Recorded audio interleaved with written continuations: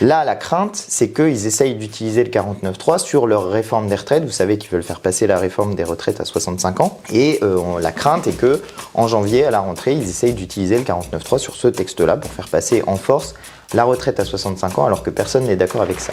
Vous engagez-vous, oui ou non, à ne pas avoir recours au 49.3 pour imposer votre odieuse réforme? À quoi ça sert de faire de l'obstruction parlementaire? Je m'explique. En gros, on va faire des amendements copier-coller, copier-coller, copier-coller, gagner des mois, gagner des heures.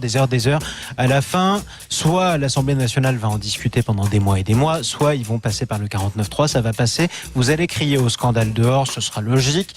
Et puis la réforme sera passée, puis on passera à autre chose. Donc quelle est la finalité de tout ça? C'est quoi votre objectif? Pousser le gouvernement au 49.3 pour ensuite critiquer l'usage du 49.3? Alors la lecture que vous venez de faire est exactement un peu la communication que certains veulent dire.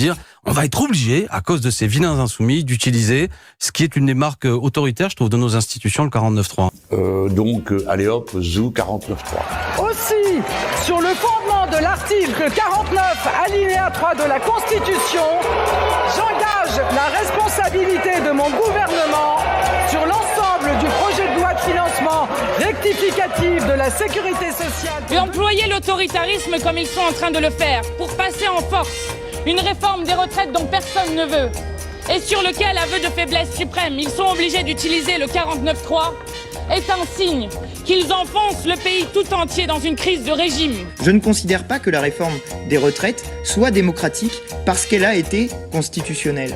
Il n'y a pas eu de vote de l'Assemblée nationale sur cette réforme des retraites. Elle est passée par 49.3. Elisabeth Borne, si elle avait voulu discuter, elle n'aurait pas fait de 49.3. On serait allé à un vote. Là, on se fait écraser. Depuis le début, c'était notre objectif. Nous avons gagné. Bah oui, on a réussi dans la bataille sur la réforme des retraites à empêcher qu'il y ait un vote. On les a obligés à faire un 49.3. On va être obligé, à cause de ces vilains insoumis. C'était un élément de la bataille. Vous allez crier au scandale dehors, ce sera logique. Ça n'avait pas de légitimité démocratique. L'opposition, par principe, même si elle dépose une motion de censure, elle a perdu. Donc on peut dire que c'est un exercice un peu symbolique.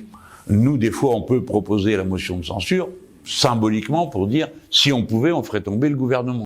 Et puis la réforme sera passée, puis on passera à autre chose. Donc quelle est la finalité de tout ça finalement?